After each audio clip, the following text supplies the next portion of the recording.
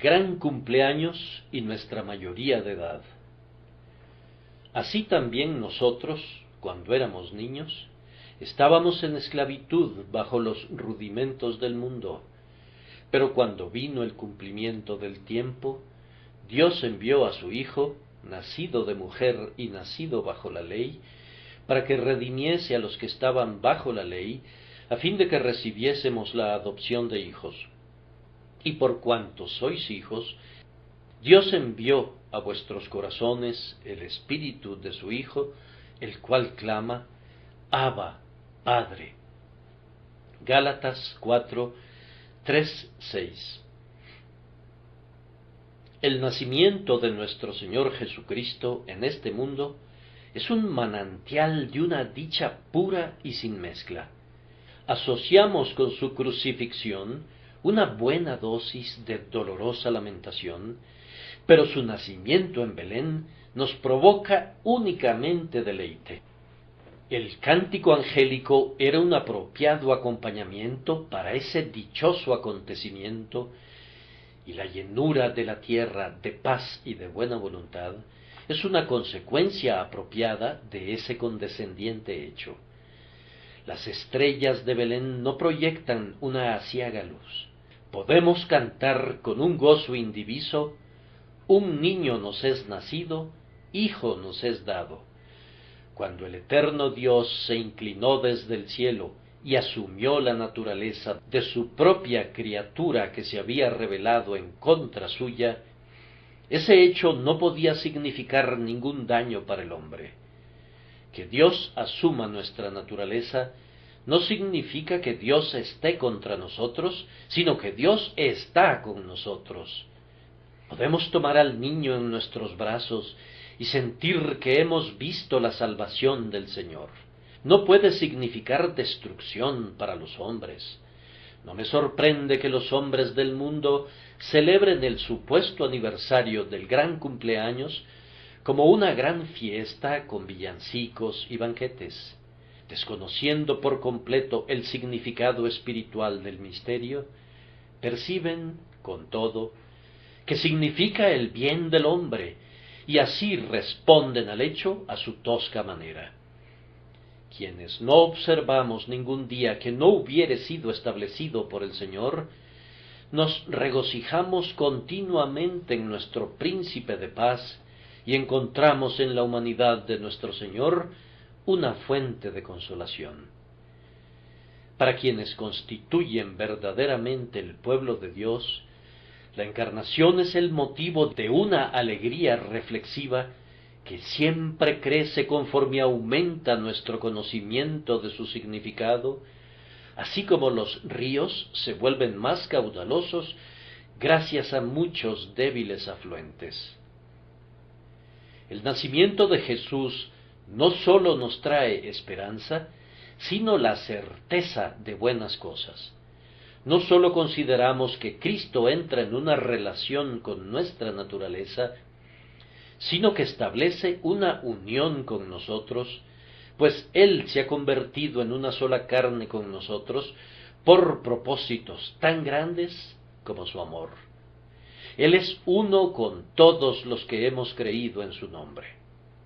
Consideremos a la luz de nuestro texto el efecto especial producido en la Iglesia de Dios por la venida del Señor Jesucristo encarnado. Ustedes saben, amados, que su segunda venida producirá un cambio maravilloso en la Iglesia. Entonces los justos resplandecerán como el sol. Anhelamos su segundo advenimiento para que la Iglesia sea izada a una plataforma más alta que la que ocupa ahora. Entonces los militantes se volverán triunfantes y los que laboran arduamente se volverán exultantes. Ahora es el tiempo de la batalla, pero el segundo advenimiento es la victoria y el reposo. Hoy nuestro Rey nos envía al conflicto, pero pronto Él reinará gloriosamente en el monte Sión con sus ancianos.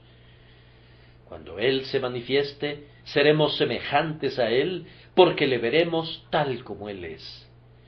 Entonces la esposa se adornará con sus joyas y estará preparada para su esposo. Toda la creación que espera gime a una, y a una está en armonía con los dolores de parto de la Iglesia, pero entonces llegará a su tiempo de alumbramiento y entrará en la libertad gloriosa de los hijos de Dios. Esta es la promesa del segundo advenimiento. Pero ¿cuál fue el resultado del primer advenimiento? ¿Tuvo algún impacto en la dispensación de la Iglesia de Dios? Lo tuvo, más allá de toda duda. Pablo nos dice aquí que éramos niños, en esclavitud bajo los rudimentos del mundo, hasta que vino el cumplimiento del tiempo, cuando Dios envió a su Hijo, nacido de mujer y nacido bajo la ley. Algunos dirán, está hablando aquí de los judíos, pero él nos previene expresamente en el capítulo anterior que no hemos de dividir a la Iglesia entre judíos y gentiles. Para él la Iglesia es una, y cuando dice que estábamos en esclavitud, se está dirigiendo a los gálatas cristianos, muchos de los cuales eran gentiles, pero no los considera ni como judíos ni como gentiles, sino como parte de una Iglesia única e indivisible. En aquellas edades en las que la elección abrazaba principalmente a las tribus de Israel, había siempre algunos elegidos ubicados más allá de esa línea visible, y en la mente de Dios el pueblo elegido no fue considerado nunca como judío o gentil, sino como uno en Cristo Jesús. Entonces Pablo nos hace saber que la Iglesia hasta el momento de la venida de Cristo era como un niño de escuela bajo tutores y ayos, o como un joven que no había alcanzado la edad de la discreción, y por tanto que era mantenido muy apropiadamente bajo ciertas restricciones. Cuando Jesús vino, el gran día de su nacimiento fue el día del cumplimiento de la mayoría de edad para la Iglesia.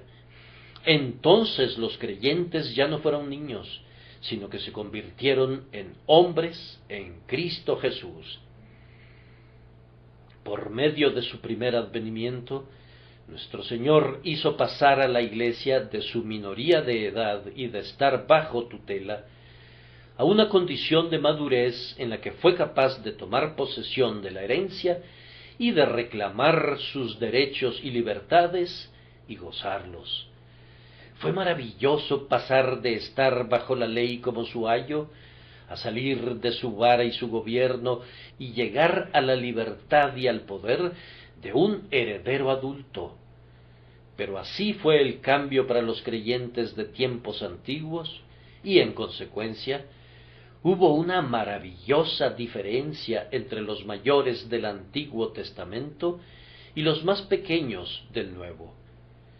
Entre los que nacen de mujer no se levantó otro mayor que Juan el Bautista, y sin embargo, el más pequeño en el reino de los cielos, mayor es que él.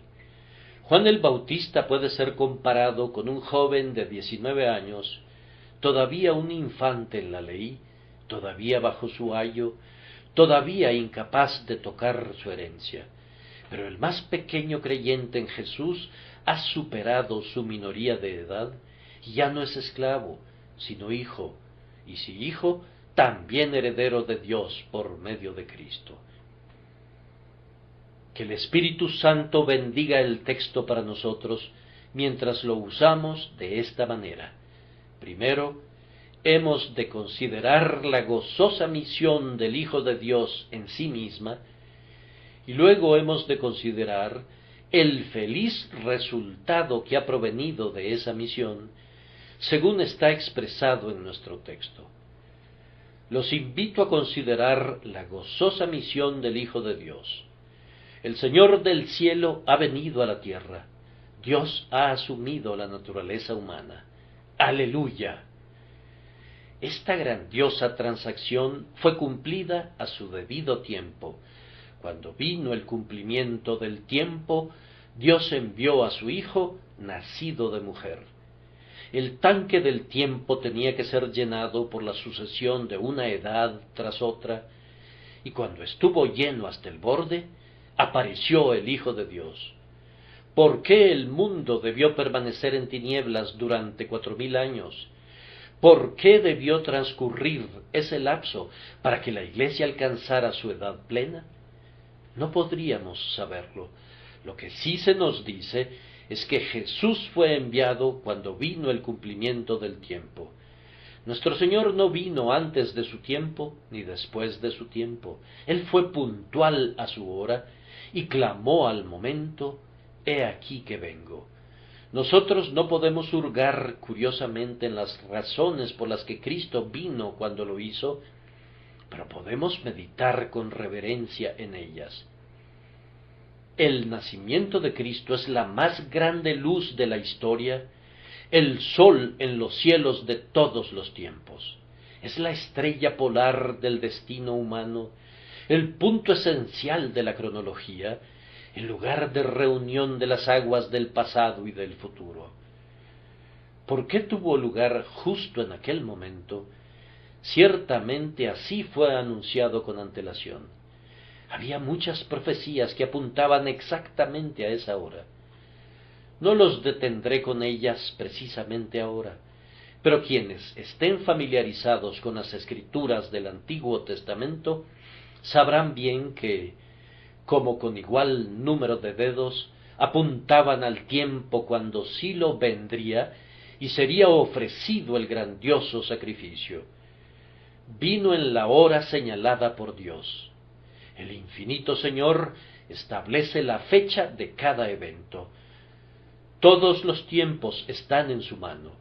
No hay hilos sueltos en la providencia de Dios, no hay puntos de sutura que se suelten, no hay eventos que sean dejados al azar.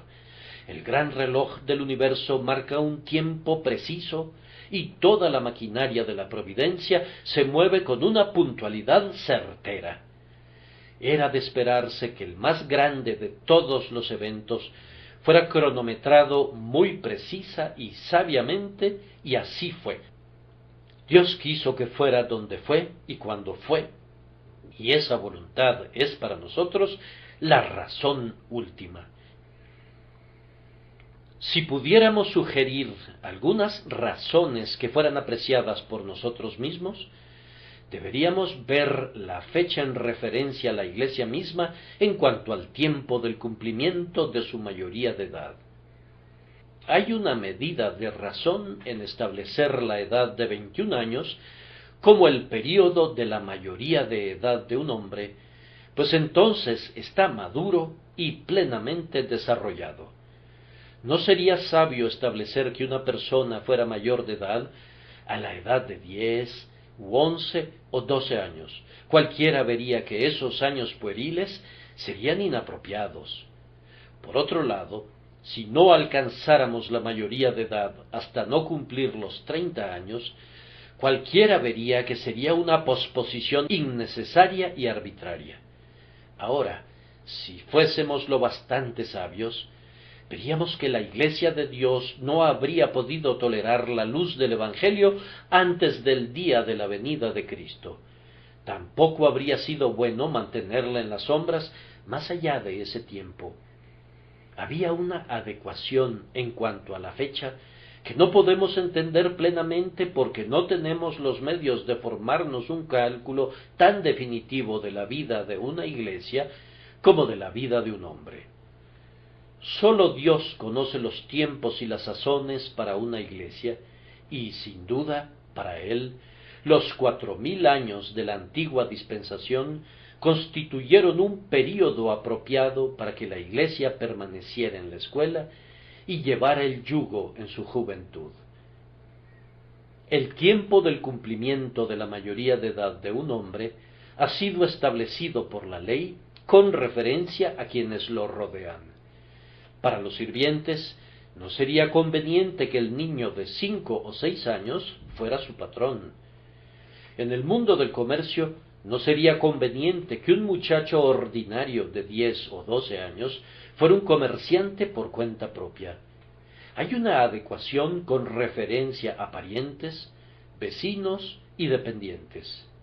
Así había una adecuación en el tiempo en que la Iglesia cumpliera su mayoría de edad con relación al resto de la humanidad. El mundo tiene que conocer su oscuridad para poder valorar la luz cuando brilla. El mundo tiene que cansarse de su esclavitud para que pueda darle la bienvenida al grandioso emancipador. El plan de Dios era que la sabiduría del mundo demostrara ser necedad. Él tenía la intención de permitir que el intelecto y la habilidad se agotaran, y entonces enviaría a su Hijo.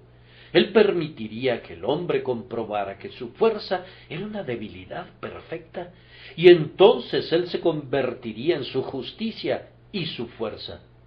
Entonces, cuando un monarca gobernaba todas las tierras, y cuando el templo de la guerra fue cerrado después de años de derramamiento de sangre, el Señor, a quien buscaban los fieles, apareció de pronto.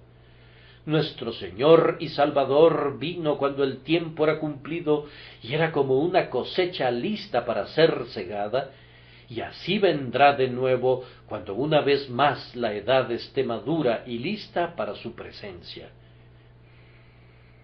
Observen en cuanto al primer advenimiento que el Señor se movía en él hacia el hombre. Cuando vino el cumplimiento del tiempo, Dios envió a su Hijo. Nosotros no nos movimos hacia el Señor, sino que el Señor se movió hacia nosotros. Yo no encuentro que el mundo, en arrepentimiento, buscara a su Hacedor.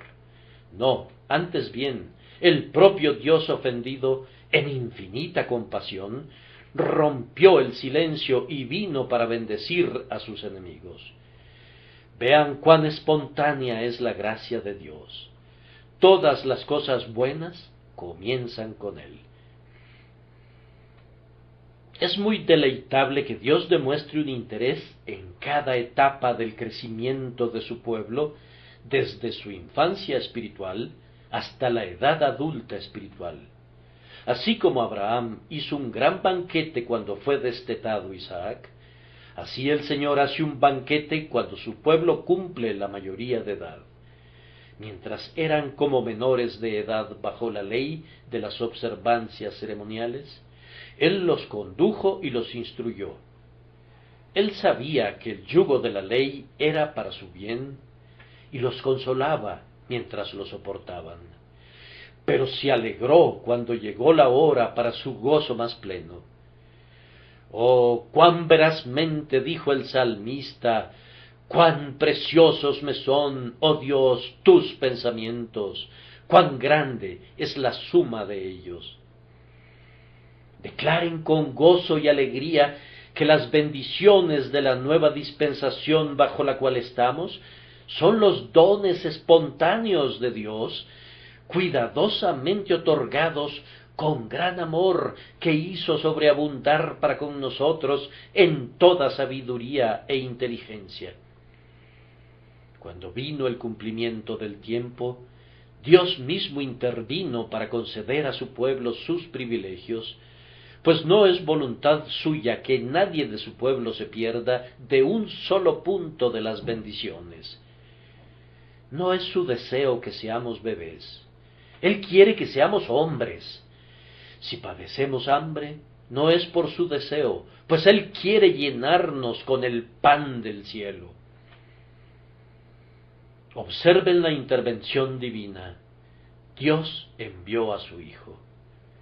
Espero que no les parezca aburrido que me detenga para considerar la palabra envió.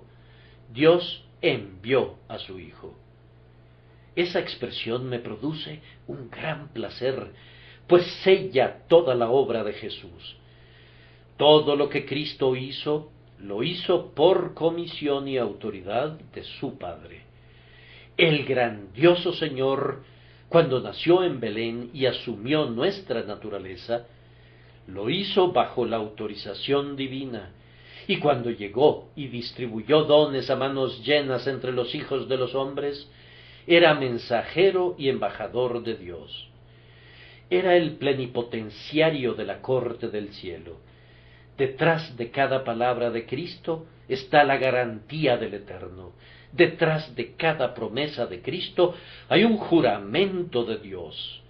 El Hijo no hace nada por sí mismo, sino que el Padre obra con él y en él. Oh alma, cuando tú te apoyas en Cristo, no estás confiando en un Salvador amateur ni en un Redentor que no ha sido comisionado, sino en uno que es enviado por el Altísimo y que por tanto está autorizado en cada cosa que realiza. El Padre dice: «Este es mi Hijo amado, a él oíd», pues al oírlo a él, están oyendo al Altísimo. Hemos de encontrar dicha, entonces, en la venida de nuestro Señor a Belén, porque Él fue enviado. Ahora dirijan su mirada a la siguiente palabra. Cuando vino el cumplimiento del tiempo, Dios envió a su Hijo. Observen a la divina persona que fue enviada. Dios no envió a un ángel, ni a una criatura exaltada, sino a su Hijo. ¿Cómo puede haber un Hijo de Dios? No lo sabemos. La eterna filiación del Hijo ha de permanecer siendo por siempre uno de esos misterios en los cuales no podemos fisgar. Sería algo parecido al pecado de los hombres de Bet-Semes si fuéramos a abrir el arca de Dios para contemplar las cosas profundas de Dios. Es sumamente cierto que Cristo es Dios, pues aquí Él es llamado su Hijo. Él existía antes de haber nacido en este mundo, pues Dios envió a su Hijo. Él ya existía, pues de otra manera no podía haber sido enviado.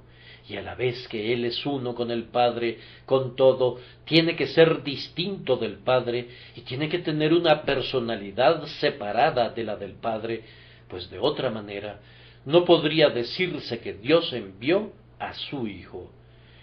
Dios el Padre no nació de una mujer ni fue engendrado bajo la ley, sino únicamente Dios el Hijo. Por tanto, aunque sabemos y se nos asegura que Cristo es uno con el Padre, con todo ha de observarse de manera muy clara su personalidad distinta. Es de admirar que Dios haya engendrado un solo Hijo y que lo haya enviado para levantarnos. El mensajero para los hombres no puede ser otro que el propio Hijo de Dios. ¡Qué dignidad hay aquí! Es el Señor de los ángeles quien es nacido de María. Es Él, sin quien nada de lo que ha sido hecho fue hecho, quien se digna ser mecido en el pecho de una mujer y ser envuelto en pañales. Oh, la dignidad de esto y consecuentemente, oh, su eficiencia. Quien ha venido a salvarnos no es ninguna débil criatura como nosotros. Quien ha asumido nuestra naturaleza no es un ser de limitada fuerza, tal como podrían haberlo sido un ángel o un serafín, pero Él es el Hijo del Altísimo. Gloria sea dada a su bendito nombre. Reflexionemos con deleite sobre esto. Si se hubiera enviado a algún profeta con las alegres nuevas de la salvación, quien oyera ese bendito evento podría rehusar su amor más tierno. Pero fue aquel para quien en el cielo no cesan nunca los aleluyas. Él, el poderoso Dios, nos fue dado un príncipe de paz. Nadie sino aquel que nos crió podía redimir del pecado y del infierno. Nadie sino Él podía reinstalarnos en el rango del cual caímos. Prosigamos adhiriéndonos todavía a las propias palabras del texto, pues son muy dulces. Dios envió a su Hijo en una humanidad real, hecho de mujer. La versión revisada lo expresa apropiadamente así: nacido de mujer. Tal vez se pudieran aproximar más a la esencia del original si dijeran hecho para ser nacido de mujer, pues ambas ideas están presentes, el factum, hecho, y el natum, nacido, el siendo hecho y el siendo nacido. Cristo era real y verdaderamente de la sustancia de su madre, tan ciertamente como lo es cualquier otro infante que nace en el mundo. Dios no creó la naturaleza humana de Cristo aparte para luego transmitirla a la existencia mortal por algunos medios especiales. Antes bien, su Hijo fue hecho y fue nacido de mujer. Él es, por tanto, de nuestra raza, un hombre como nosotros y no un hombre de otra especie. No deben cometer ningún error al respecto. Él no sólo tiene una humanidad, mas tiene la humanidad nuestra, pues quien es nacido de mujer es un hermano para nosotros, independientemente de cuándo naciera. Sin embargo, hay una omisión que sin duda no fue intencional, al no mostrar cuán santa era esa naturaleza humana, pues él es nacido de una mujer, no de un hombre. El Espíritu Santo cubrió con su sombra a la Virgen, y el santo ser nació de ella, sin el pecado original que pertenece a nuestra raza por descendencia natural. Aquí hay una humanidad pura, aunque es una verdadera humanidad, aunque es libre de pecado. Nacido de mujer, él era corto de días y hastiado de sinsabores. Nacido de mujer, estaba rodeado de nuestras debilidades físicas, pero como no era nacido de hombre, él estaba por completo desprovisto de toda tendencia al mal o al deleite en el mal. Yo les ruego que se regocijen en este íntimo acercamiento de Cristo con nosotros. Hagan sonar las campanas, si no en los campanarios y en las torres, sí dentro de sus corazones, pues nunca saludaron a sus oídos noticias más alegres que estas, que quien es el Hijo de Dios fue también nacido de mujer. Se agrega adicionalmente que Dios envió a su Hijo hecho bajo la ley, o nacido bajo la ley, pues la palabra es la misma en ambos casos, y por los mismos medios por los que llegó a nacer de una mujer, él vino bajo la ley. Y ahora admiren y maravíllense, el Hijo de Dios vino bajo la ley. Él era el legislador y el promulgador, y era a la vez el juez y el ejecutor de la ley, y con todo, él mismo vino bajo la ley. Él estuvo bajo la ley desde que nació de una mujer. Eso lo hizo voluntariamente y sin embargo necesariamente. Él quiso ser hombre y siendo un hombre aceptó la posición y estuvo en el lugar del hombre como sujeto a la ley de la raza. Cuando lo tomaron y lo circuncidaron de acuerdo a la ley, se declaró públicamente que él estaba bajo la ley. Ustedes pueden comprobar cuán reverentemente observó los mandamientos de Dios durante el resto de su vida. Él tenía incluso una consideración escrupulosa hacia la ley ceremonial según fue dada por Moisés.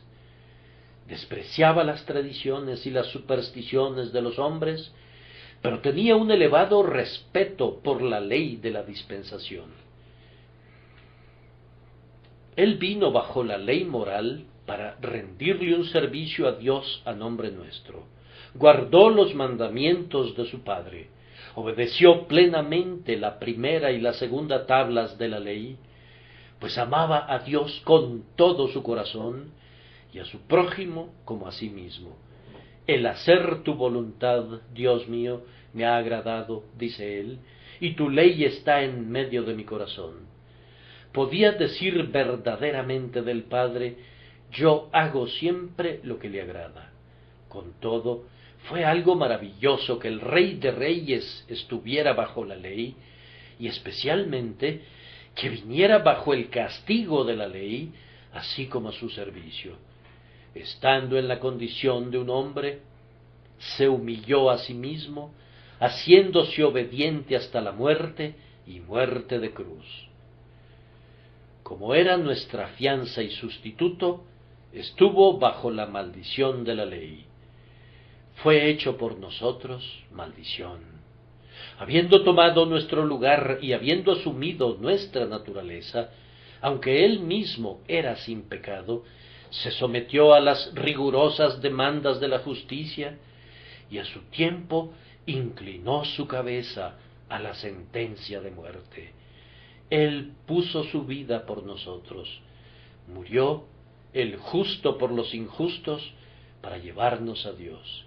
En este misterio de su encarnación, en esta maravillosa sustitución de sí mismo por los pecadores, radica la base de ese portentoso progreso que hicieron los creyentes cuando Jesús vino en la carne. Su advenimiento en forma humana comenzó la era de la madurez espiritual y de la libertad. Por tanto, yo les pido ahora, en segundo lugar, que contemplen el gozoso resultado producido por la encarnación de nuestro Señor. Debo regresar a lo que dije antes. La venida de Cristo ha puesto un fin a la minoría de edad de los creyentes. Los miembros del pueblo de Dios entre los judíos eran hijos de Dios antes que Cristo viniera, pero eran meros bebés o hijitos. Eran instruidos en los rudimentos del conocimiento divino por medio de tipos, emblemas, sombras y símbolos. Pero cuando Jesús vino, esa enseñanza infantil llegó a su término. Las sombras desaparecen una vez que la sustancia es revelada. Los símbolos no son necesarios cuando la persona simbolizada está ella misma presente. ¡Qué gran diferencia entre la enseñanza de nuestro Señor Jesucristo cuando nos muestra claramente las cosas del Padre y la enseñanza de los sacerdotes cuando enseñan por medio de la lana escarlata y el hisopo y la sangre! Cuán diferente es la enseñanza del Espíritu Santo impartida por los apóstoles de nuestro Señor y la instrucción mediante la utilización de comidas y bebidas y festivales. La antigua economía está oscurecida por el humo, ocultada tras unas cortinas, protegida de un acercamiento demasiado familiar. Pero ahora llegamos valerosamente al trono y con el rostro descubierto contemplamos como en un espejo la gloria de Dios. El Cristo ha venido y ahora se abandona la escuela del kindergarten y se cambia por la universidad del Espíritu, por quien somos enseñados por el Señor para conocer como somos conocidos. El severo gobierno de la ley ha concluido. Entre los griegos se pensaba que los muchachos y los jóvenes necesitaban una cruel disciplina. Mientras asistían a la escuela, eran tratados muy ásperamente por sus pedagogos y tutores. Se suponía que un muchacho sólo podía absorber la instrucción a través de su piel, y que el árbol del conocimiento era originalmente un abedul, y por tanto no se escatimaba la vara y no había ninguna mitigación de abnegaciones y penalidades. Esto representa adecuadamente la obra de la ley en aquellos creyentes primitivos. Pedro habla de ella como de un yugo que ni ellos ni sus padres eran capaces de llevar. Hechos 15:10. La ley fue promulgada en medio de truenos y flamas de fuego y era más apropiada para inspirar un sano temor que una confianza amorosa. Esas verdades más dulces, que son nuestra diaria consolación, eran casi desconocidas o poco se hablaba de ellas. Los profetas ciertamente hablaron de Cristo, pero se dedicaban más frecuentemente a proferir lamentaciones y denuncias contra hijos corruptores. Me parece que un día con Cristo equivaldría a medio siglo con Moisés. Cuando Jesús vino, los creyentes comenzaron a enterarse acerca del Padre y de su amor, de su gracia abundante y del reino que había preparado para ellos.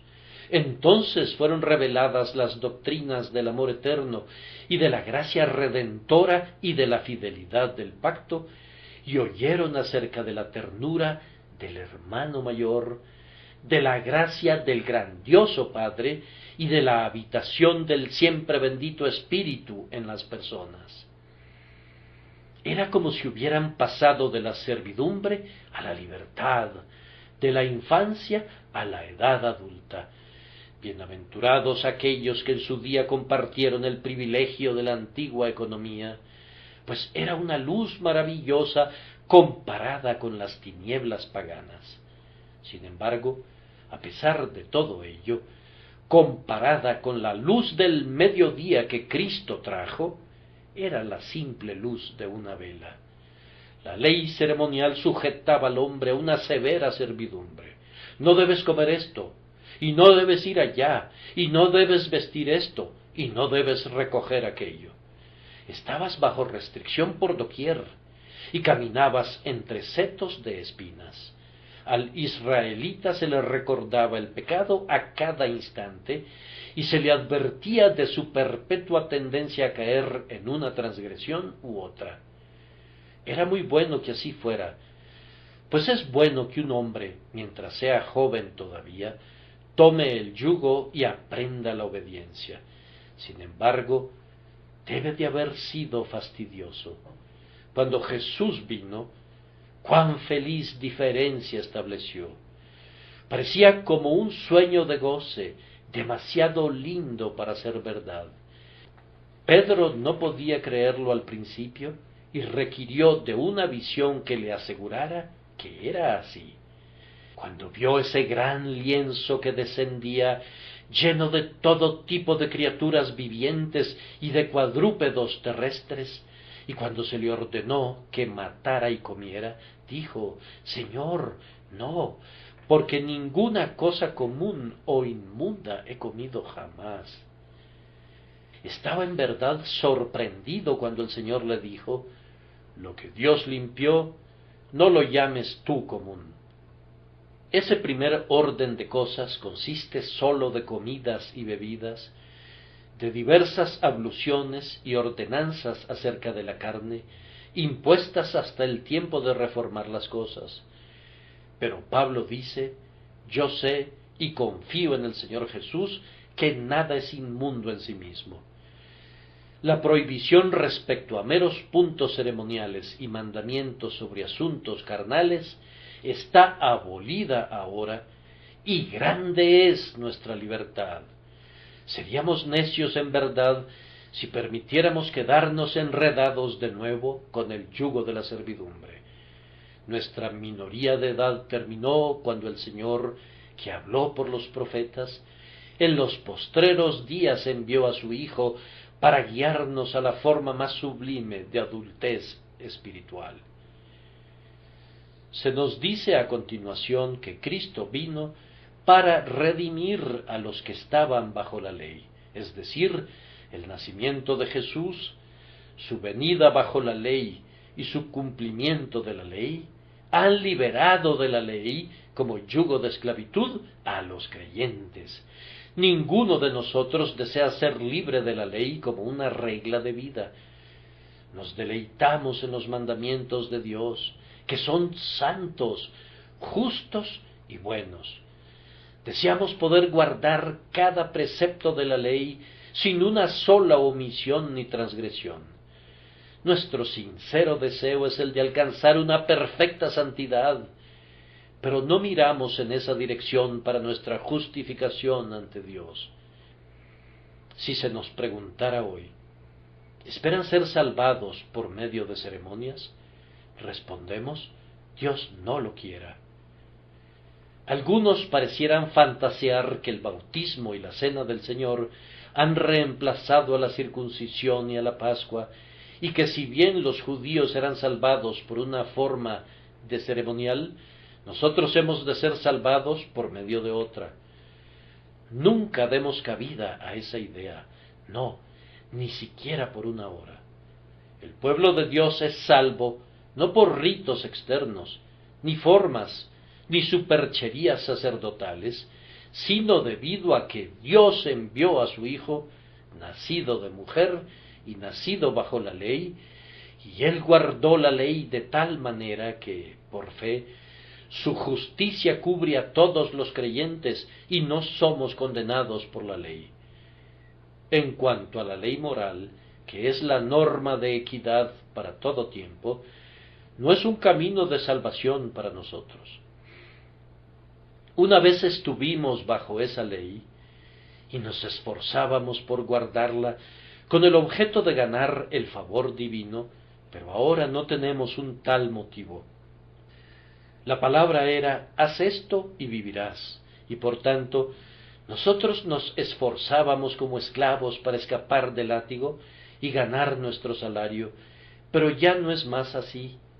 Luego nos esforzamos por cumplir la voluntad del Señor para que Él nos amara y para que fuésemos recompensados por lo que hicimos. Pero ahora no tenemos el designio de comprar ese favor, pues lo disfrutamos segura y libremente sobre una base muy diferente. Dios nos ama por pura gracia y nos ha perdonado nuestras iniquidades gratuitamente, y esto por una bondad gratuita. Ya somos salvos, y eso no por obras de justicia que hayamos hecho, o por actos santos que esperamos realizar, sino enteramente por la gracia inmerecida. Y si es por gracia, ya no es por obras, y es nuestro gozo y gloria que todo sea por gracia, de principio a fin. La justicia que nos cubre fue obrada por aquel que nació de mujer, y el mérito por el cual entramos en el cielo es el mérito no de nuestras propias manos o de nuestros propios corazones, sino de aquel que nos amó y se entregó por nosotros. Entonces somos redimidos de la ley, porque nuestro Señor fue nacido bajo la ley, y nos volvemos hijos y ya no más siervos, porque el grandioso Hijo de Dios se hizo siervo en lugar nuestro. ¿Qué? Dirá alguien. ¿Entonces tú no buscas hacer buenas obras? Ciertamente buscamos hacerlas. Antes hablábamos de ellas, pero ahora las realizamos realmente. El pecado no tendrá dominio sobre nosotros, pues no estamos bajo la ley, sino bajo la gracia.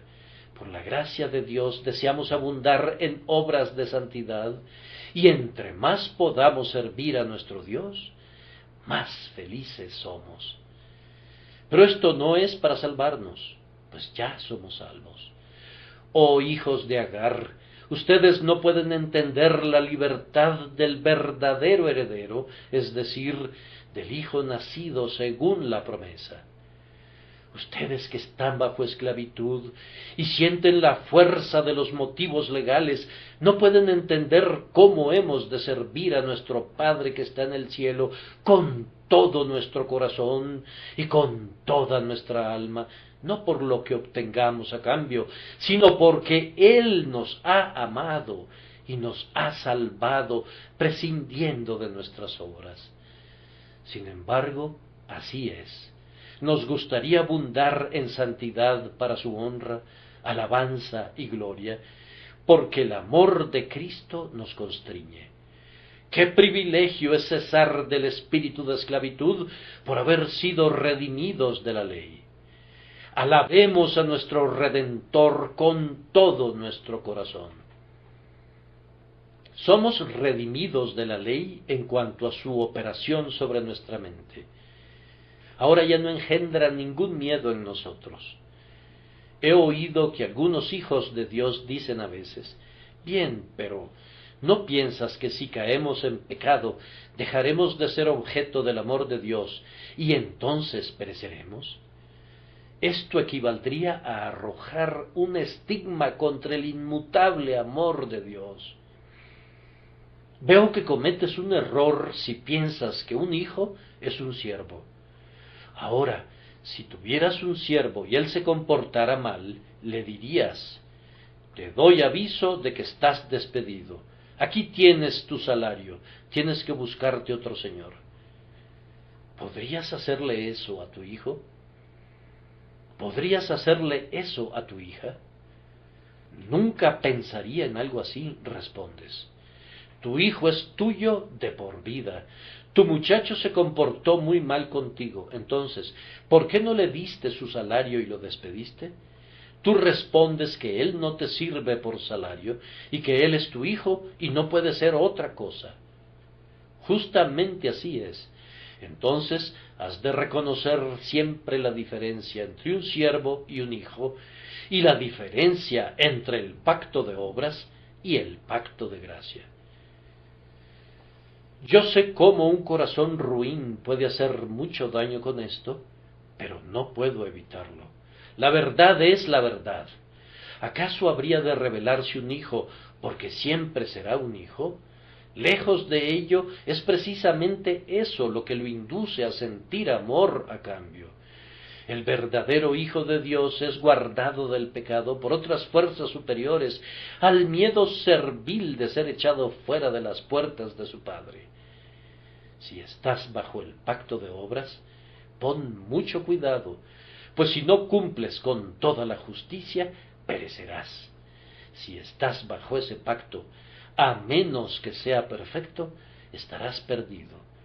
Un pecado te destruirá, un pensamiento pecaminoso te llevará a la ruina. Si no has sido perfecto en tu obediencia, tienes que tomar tu salario y largarte. Si Dios trata contigo según tus obras, no habrá nada para ti excepto: echa a esta sierva y a su hijo. Pero si eres un hijo de Dios, eso es un asunto diferente. Todavía serás su hijo, aun cuando Él te corrija por tu desobediencia. Ah, dice alguien, entonces puedo vivir como me plazca. Escucha, si eres un hijo de Dios, te diré cómo te gustaría vivir. Desearías vivir en perfecta obediencia a tu Padre, y sería tu apasionado anhelo ser perfecto cada día, así como tu Padre que está en el cielo es perfecto. La naturaleza de hijos que la gracia implanta es una ley para sí misma. El Señor pone su temor en los corazones de los regenerados de tal manera que no se apartan de Él. Habiendo nacido de nuevo y habiendo sido introducido en la familia de Dios, le rendirás al Señor una obediencia que no habrías pensado rendirle si sólo hubieras sido impelido por la idea de la ley y del castigo. El amor es una fuerza dominante, y quien siente su poder odiará todo mal. Entre más se vea que la salvación es toda por gracia, más profundo y más potente será nuestro amor, y más trabajará por lo que es puro y santo. No cites a Moisés por motivos de obediencia cristiana. No digas: el Señor me echará fuera a menos que haga esto y aquello. Tal plática es de la sierva y de su hijo, pero es muy inapropiada en la boca de un heredero del cielo verdaderamente nacido de nuevo. Sácala de tu boca. Si eres un hijo, deshonras a tu padre cuando piensas que él repudiaría a los suyos. Te olvidas de tu condición de heredero espiritual y de tu libertad cuando temes un cambio en el amor de Jehová. Está muy bien que un mero bebé hable de esa ignorante manera, y no me sorprende que muchos profesantes no sepan nada mejor, pues muchos ministros solo son evangélicos a medias. Pero ustedes, que se han convertido en hombres en Cristo y saben que Él los ha redimido de la ley, no deberían regresar a tal esclavitud. Dios envió a su Hijo, nacido de mujer y nacido bajo la ley, para que redimiese a los que estaban bajo la ley. ¿Para qué otras cosas vino? Noten adicionalmente, a fin de que recibiésemos la adopción de hijos. El Señor Jesucristo se encarnó y vino para que su pueblo pudiera realizar, disfrutar y apropiarse plenamente de la adopción de hijos. Quiero que esta mañana vean si pueden hacer eso, que el Espíritu Santo los capacite. ¿Qué es recibir la adopción de hijos? Pues bien, es sentir, ahora estoy bajo el dominio del amor, como un amado hijo que es a la vez amado y amoroso. Yo entro y salgo de la casa de mi padre, no como un siervo temporal, llamado por el día o la semana, sino como un hijo en casa.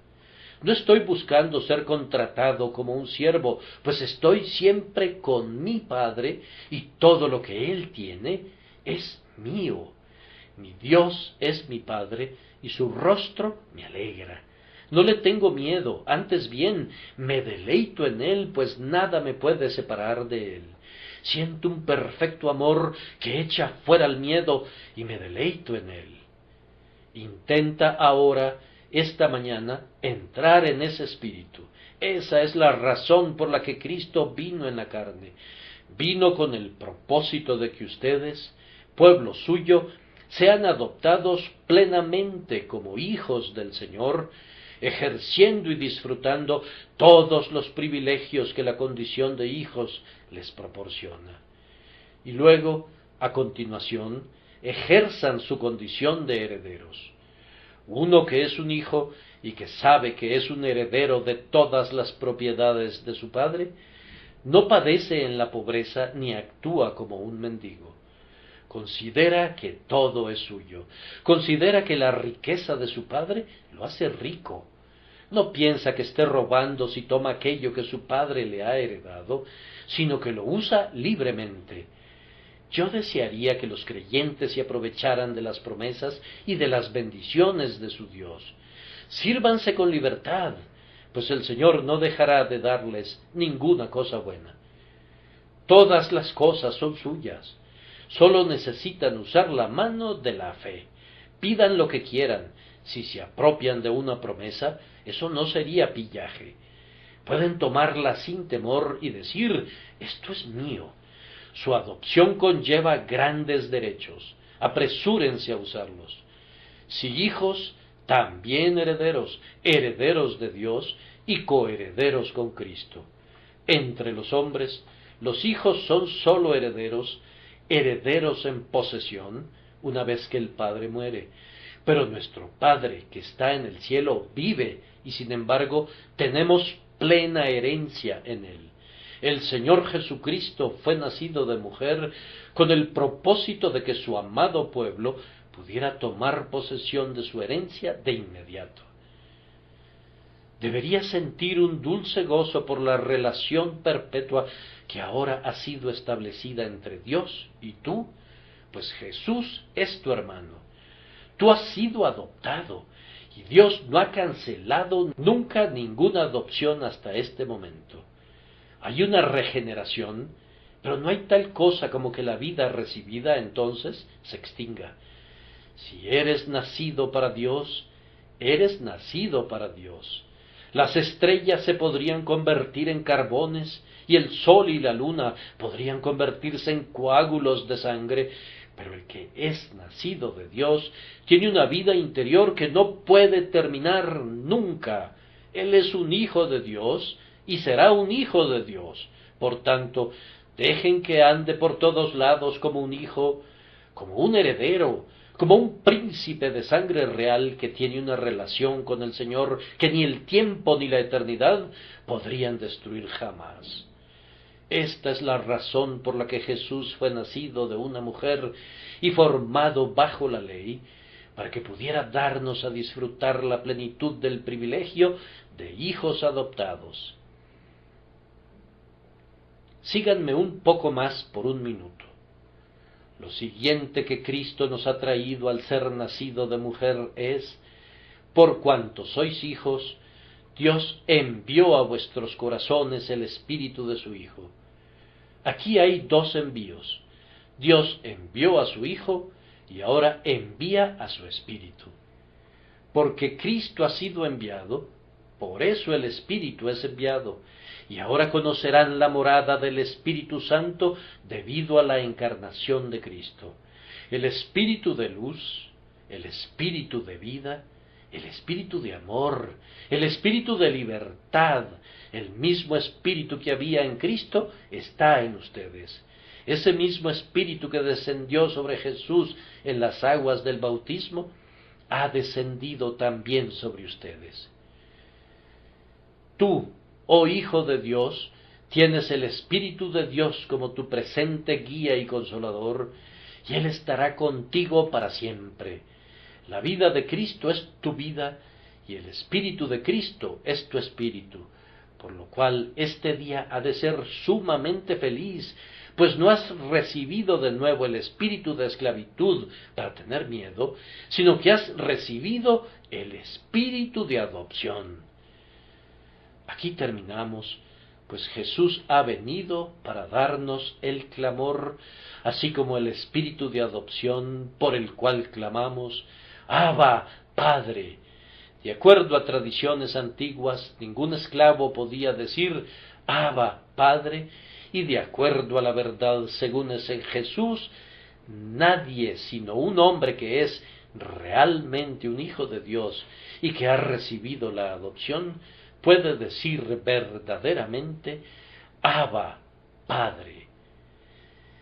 En este día mi corazón desea para cada uno de ustedes, hermanos míos, que debido a que Cristo ha nacido en el mundo, ustedes puedan de inmediato cumplir la mayoría de edad y puedan decir en esta hora confiadamente, Abba, Padre.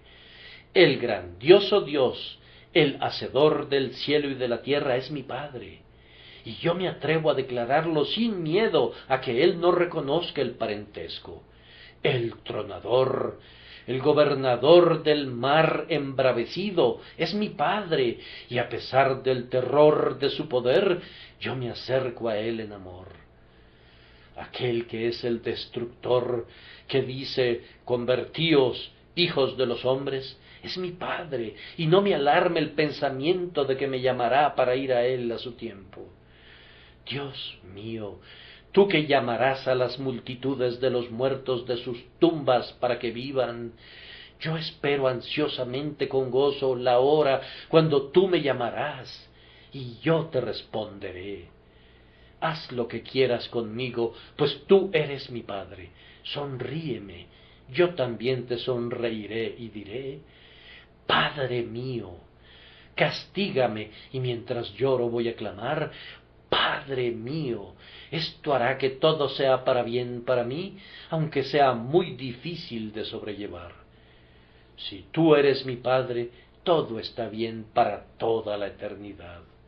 La amargura es dulce, y la muerte misma es vida, puesto que tú eres mi Padre. Oh, viajen alegremente a casa, ustedes, hijos del Dios viviente, diciendo cada uno para sí, tengo aquello que los querubines delante del trono nunca han ganado, tengo una relación con Dios del tipo más cercano y más amoroso, y mi espíritu tiene esta palabra como su melodía, Abba, Padre, Abba, Padre. Ahora, queridos hijos de Dios, si alguno de ustedes está en esclavitud bajo la ley, ¿por qué seguir estándolo? Los redimidos han de salir libres. ¿Te encanta llevar cadenas? ¿Eres tú como las mujeres chinas que se deleitan en usar zapatitos que aprietan sus pies? ¿Te deleitas en esclavitud? ¿Deseas ser cautivo? Tú no estás bajo la ley, sino bajo la gracia. ¿Permitirás que tu incredulidad te ponga bajo la ley? Tú no eres un esclavo. ¿Por qué temblar como un esclavo? Tú eres un hijo. Tú eres un heredero. Tienes que vivir de acuerdo a tus privilegios. Oh, tú, simiente desterrada, alégrate.